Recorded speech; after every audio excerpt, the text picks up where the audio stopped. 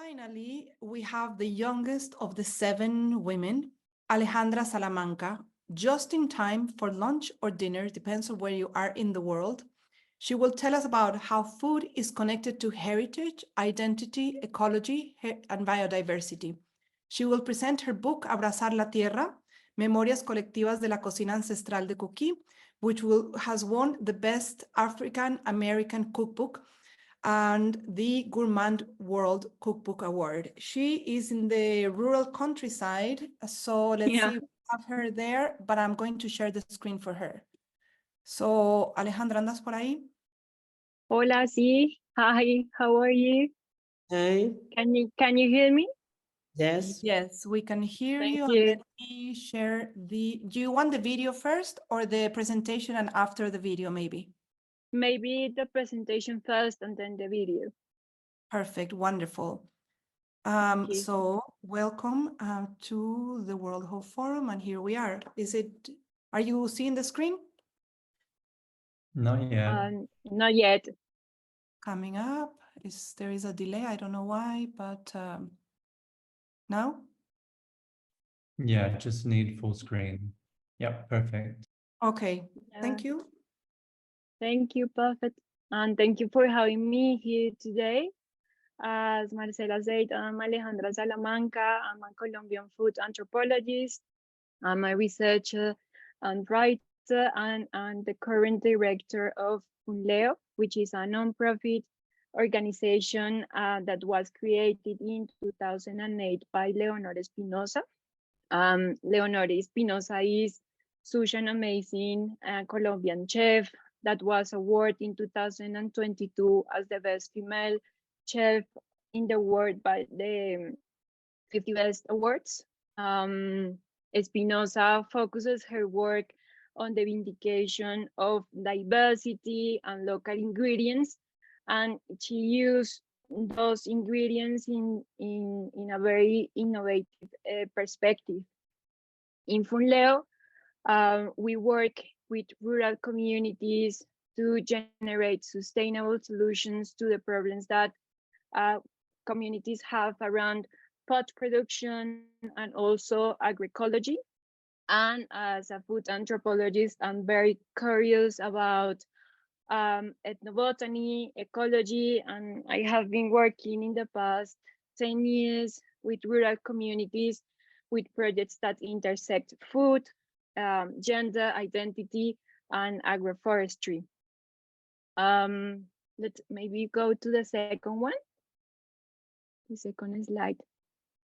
So I want to highlight that it's very important to understand that Colombia is the result, or Colombian food is the result from combining pre-Columbian, African, and Spanish ingredients and techniques. Because of that, we have a very vast variety of foods, but also tools and ingredients that we can use in many different ways. And so many people say before, Colombia is a huge hotspot for biodiversity. And if you can imagine this, like in Colombia, we can eat a fruit, a different fruit every day for 4 years, not stop. So we have around 1,980 different fruits registered.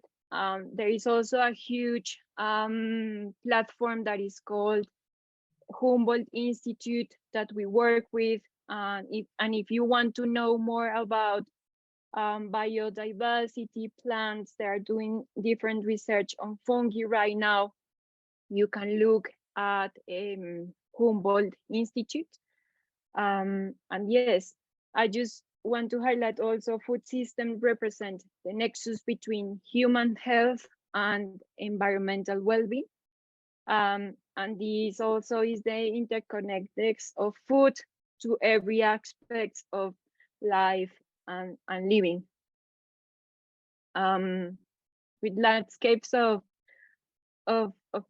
taste, the last one, sorry. We can see like eco-food studies are increasing in the country.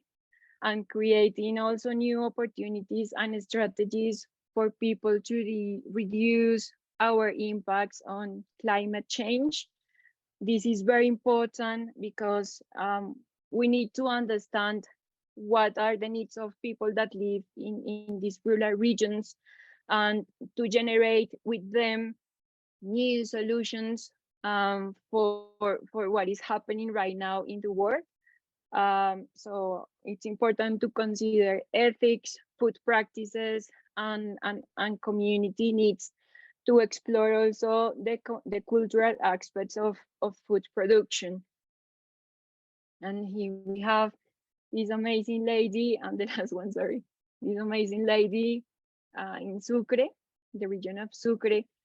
And food diversity, it's not only important to reduce our impacts on climate change, but also to preserve the link between communities with their ancestral traditions and their cosmovisions and local system of knowledge.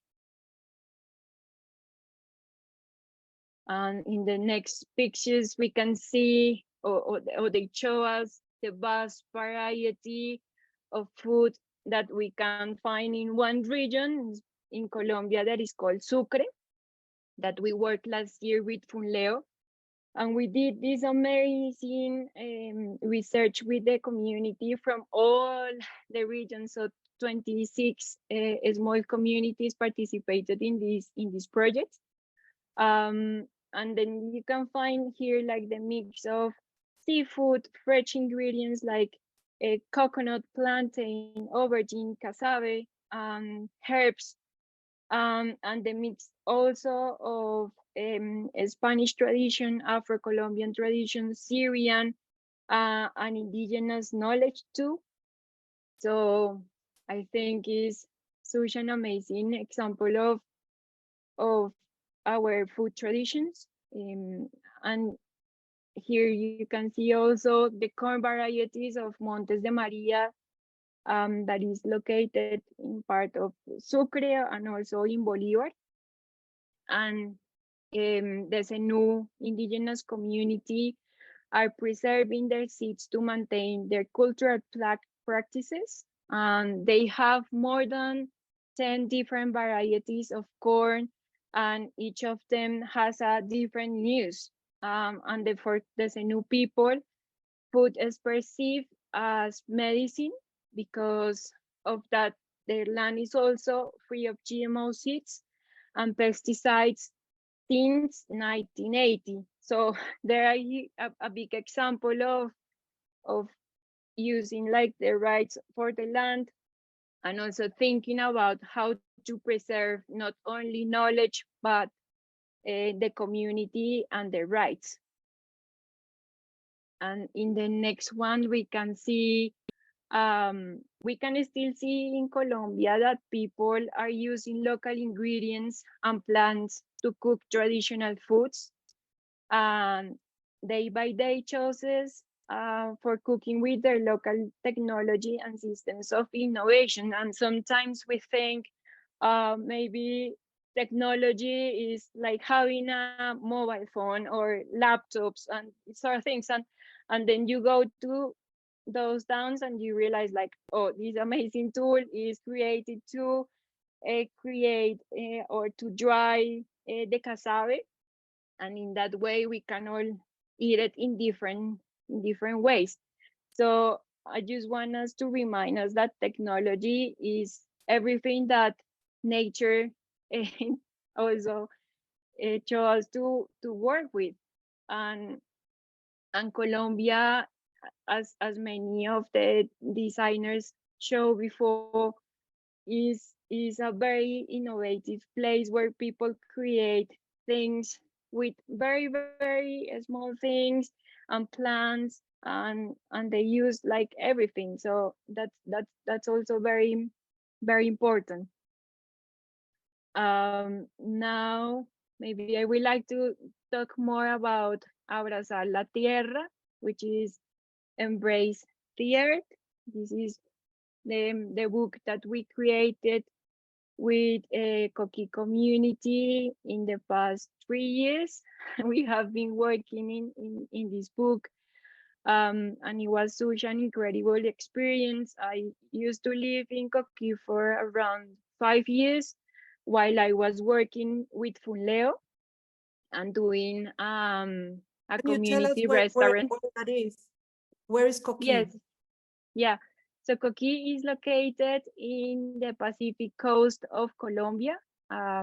It's called the Choco Forest. And I was so fascinated by this community and by this place, by the Pacific region in Choco, because they have been working on radical solutions concerning to the current systems of food and the territorial autonomy, their local knowledge and artisanal forms of production and food sovereignty comes from the praxis, from the consolidations of political platforms based on the search for freedom, good living practices, and what they call or what we understand as Black radical geographies. So they have these complex ecosystems of rivers, mangroves, and the ocean and the tropical rainforest. Black communities arrived to this place around 150 years ago, and they led the path searching from different futures far away from the systems of plantation and mining that were very important in the construction of the country. Is also our past. But what is very interesting here is like they were running from those systems of plantation and mining, and in Coquí they established a system of subsistence economy linked to notions of freedom, identity, and heritage. So stories about the autonomy of the land and the search for the new futures, and very determinant for the creations of some of their notions about race and identity. So you can see here Gracie, which is also my friend, like the last one. So many activities in Coquí are the reflection of nature. Time is created and followed by the turning of the tide that transforms the river, the ocean, and the mangrove every 6 hours. So you don't have the same landscape all the time, but everything is changing during the day. And the quotidian actions of communal cooking have permitted the creation of futurity in the framework of local Black and largely female political movement. Food in Coquí has been extended for the household to the creation of community platforms to achieve female independency. So, like they used to work, they cook every day with different women from the community, and they share food with all the people that live there.